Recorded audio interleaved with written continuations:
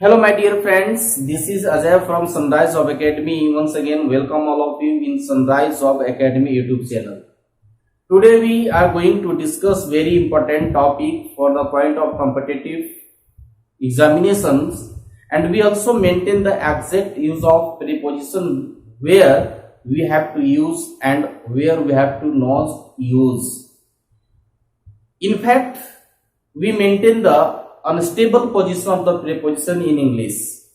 That means the use of preposition in English is not stable because this is the word of relation, and without getting exact position of the word we don't maintain preposition. If you look and observe the relation of the words, and that will be your mistake. In this case, we also maintain the preposition that will be incorrect. If we don't maintain and observe the exact relation of the word in the sentence, then also we are not eligible to find out the exact use of the preposition. So today I like to maintain the same relation in the sentence by not writing any language, but we totally maintain the use of preposition on concept. By getting this knowledge, we all are eligible and full confident to approach the proper preposition in the sentence and be a good scorer in the examination. आज मैं जिस topic की बात करने जा रहा हूं उस टॉपिक का नाम है प्रेपोजिशन। जैसा आप सभी समझ रहे होंगे, जान रहे होंगे, प्रेपोजिशन एक संबंध का पढ़ाई है, रिलेशन की पढ़ाई है।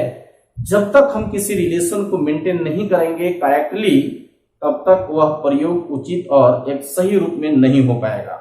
तो इस रिलेशन को मेंटेन करने के लिए जो हम लोग पढ़ेंगे उसमें सिर्फ कॉन्सेप्ट की बात करेंगे, और कॉन्सेप्ट के द्वारा हम लोग इसको सही मेंटेन करते हुए एग्जाम में एक अच्छे स्कोर के रूप में अपने आप को साबित करने का प्रयास करेंगे।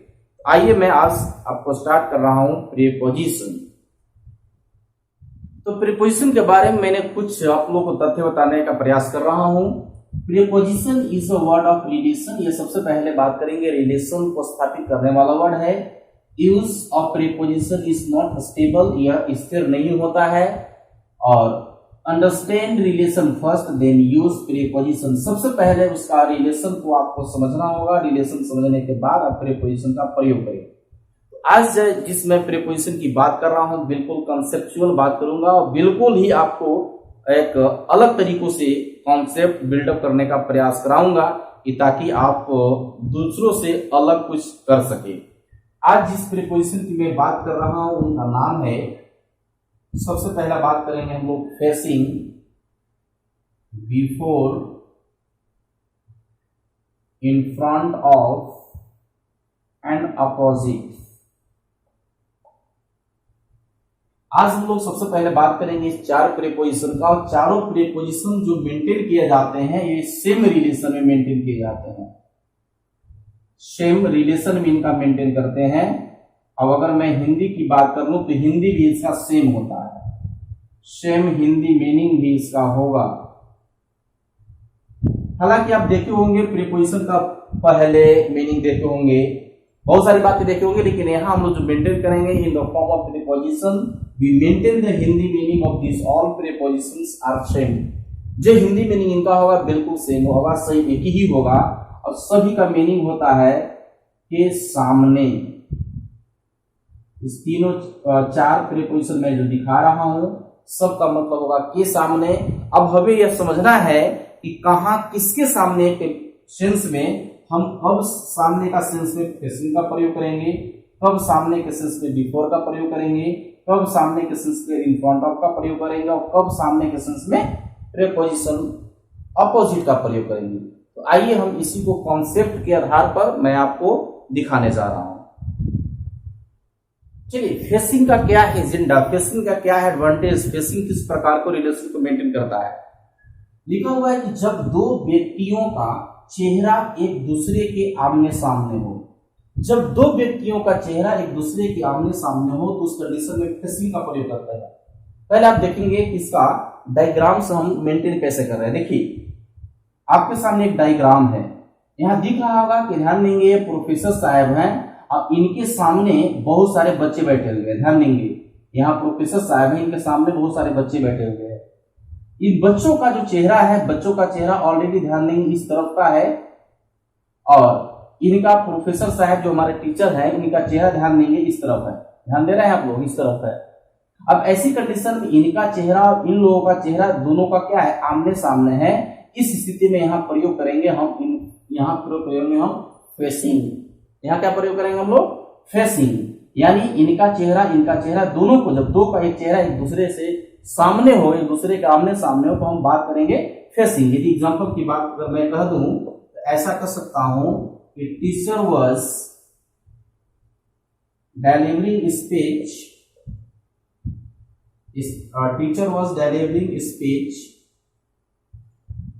facing students, यानी जो टीचर है वह बच्चों को फेस करते हुए बच्चे के सामने स्पीच दे रहा है, भाषण दे रहा है। दूसरी एग्जांपल की अगर मैं बात करूं, जरा ध्यान देंगे, यहाँ ध्यान देंगे, यह लड़का अपने गार्जियन से बात कर रहा है। इनकी जो चेहरा है गार्जियन का, इनकी चेहरा यानी इस लड़का की चेहरा, दोनों का चेहरा क्या है, एक दूसरे से मैच कर रहा है, दूसरे के आमने सामने है। ऐसी परिस्थिति में अगर मैं बात करूं तो that will be the sense of facing. ये जो सेंस होगा यह फेसिंग का सेंस होगा। फिर से बात समझने का कोशिश करेंगे। ये लड़का और ये जो गार्जियन है, इनका जो चेहरा होगा ये दूसरे का क्या है, आमने सामने है, तो यहाँ जो सेंस होगा फेसिंग होगा। हो सकता है कि लड़का का मान लीजिए नाम राम हो, राम ये कह सकता है कि मैं अपने पिताजी के आमने सामने बातें कर सकता हूं, तो ऐसा कर सकता है कि Ram can talk facing his father. Ram अपने पिता के आमने सामने बात कर सकता है। तो इस पोजीशन वाले जहां कहीं भी होंगे वहां हम प्रयोग करेंगे फेसिंग का। ठीक है, हम लोग बात करेंगे अब बिफोर कहां प्रयोग करेंगे। लिखा है बिफोर, जब एक का चेहरा दूसरे का पीठ समझ पा रहे हैं, जिसको हम बोलते हैं बैक साइड, एक दूसरे के आमने सामने हो, तो हम लोग देयर बी यूज बिफोर। आप इसको एग्जांपल में समझेंगे। कभी आपने मूवी देखा है, मूवी में सडनली जो हीरो होता है किसी के सामने आ जाता है, और वो आता है तो ऑलरेडी फेस दिखाकर नहीं, पीठ दिखाकर। तो अगर गुंडा कह दे कि मेरे सामने कोई एक हीरो आ गया, तो that will be the sense of before. मैं आपको दिखाता हूं, ध्यान देंगे, यहां ध्यान दीजिएगा। इस फिगर में क्या देख रहे हैं कि दो लड़कियां बैठी हुई हैं क्लास में, ठीक है, और दो लड़कियां एक क्लास में बैठी हुई हैं। आप ये ना समझिएगा, न मत कहिएगा एक मोबाइल चला रही है। अरे भाई एमसीए की क्लास में है, एफसीए की कैंडिडेट है, तो ऑलरेडी टेक्नोलॉजी की थोड़ा सा ज्ञान ज्यादा रखती है, इसलिए वो मोबाइल में कुछ सर्च कर रही है, कुछ देख रही है।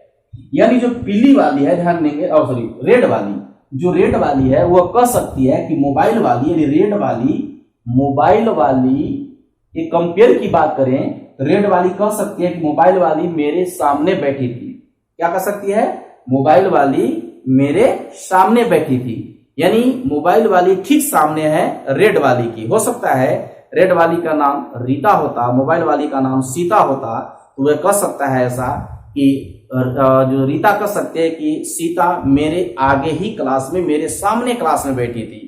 एग्जांपल के तौर पर बात करें तो इसको मैं ऐसे कर सकते हैं, रेड वाली को मान लीजिए ऐसा कर दें कि रेड वाली सपोज करिए पीछे वाली है, आगे वाली मोबाइल वाली है, तो पीछे वाली आगे वाली को रीना मान लेते हैं। मान लीजिए Reena sat before me in the class, said रानी। ये बात ध्यान देंगे, रानी पीछे वाली है, यानी रेड वाली रानी है। रानी कह रही है कि रीना सैट मैंने बैठी थी क्लास में मेरे सामने, यानी रीना का मतलब मोबाइल वाली, यानी रेड वाली मोबाइल वाली के बारे में कह रही है कि वो मेरे सामने बैठी थी। एक चीज और एग्जांपल आप देखेंगे जो स्पष्ट होगा। आप कभी देखे होंगे बैंक में कतार में लगे हुए लाइन को, ध्यान दीजिए, मैं आपको दिखा रहा हूं। देखिए ये जितने भी आपको भाई लोग यहाँ दिखाई दे रहे हैं, जितने भी हैं सब देखिए एक दूसरे के आगे है। हर एक पीछे वाला कह सकता है आगे वाले के बारे में, वह मेरे सामने है, वह मेरे सामने है, वह मेरे सामने है, वह मेरे सामने है। हर पीछे वाला आगे वाला आप कह सकता है। तो जहां भी ऐसा सेंस होगा हम वहां प्रयोग करेंगे बिफोर का। इनका एग्जांपल अगर मैं मेंटेन कर दूं तो ऐसा कर सकता हूं कि Shyam is standing before me in bank, यानी बैंक में श्याम मेरे पीछे खड़ा है, यानी हर पीछे वाला आगे वाला के बारे में बात कर सकता है। तो जहां कहीं भी ऐसा सेंस होगा कि हर पीछे वाला आगे वाला को कह सकता है कि मेरे सामने है, that will be the sense of before. तो जहां कहीं भी ऐसा होगा आप वहां प्रयोग करेंगे बिफोर का। चलिए हम लोग बात करेंगे अब इन फ्रंट ऑफ का। देखिए इन फ्रंट ऑफ के बारे में मैं एक बात आपको लोग और कह दे रहा हूं। इन फ्रंट ऑफ जनरली जो प्रयोग करेंगे हम लोग, इन फ्रंट ऑफ का प्रयोग सिर्फ करेंगे हम लोग नॉन लिविंग के लिए, यानी इनका प्रयोग लिविंग के लिए नहीं करते हैं। और इसका जो सेंस होगा ठीक आपका फेसिंग का जो आप बात कर रहे थे, फेसिंग का जो सेंस होगा ठीक उसी का सेंस में बात करेंगे इन फ्रंट ऑफ का। दोनों में अंतर था, इसका प्रयोग हम लोग लिविंग के लिए कर पा रहे थे, इसका प्रयोग हम लोग नॉन लिविंग के लिए कर पा रहे थे। दोनों के अलावा इसमें कोई अंतर इसके अलावा और नहीं है। इसमें कहा है कि जब एक का फ्रंट भाग, फ्रंट का मतलब आगे वाला भाग, तथा दूसरे का फ्रंट पार्ट, फ्रंट वाला भाग एक दूसरे के आमने सामने हो तो वहां बात करेंगे इन फ्रंट ऑफ का। लेकिन याद रखेंगे इनका प्रयोग सिर्फ हम करते हैं नॉन लिविंग को दर्शाने के लिए, न कि लिविंग को दर्शाने के लिए। जैसे मैं आपको दिखा रहा हूं एक फिगर आप देखेंगे। देखिए ये एक घर है, ये घर है, इसका जो दरवाजा है ध्यान देंगे इस तरह का है, और दूसरा का घर आप देख रहे हैं कि यहाँ है, इसका भी दरवाजा ध्यान देंगे इस तरह का है। यानी ये घर को मान लीजिए, ये घर को हम डीएवी स्कूल मान ले, ठीक है।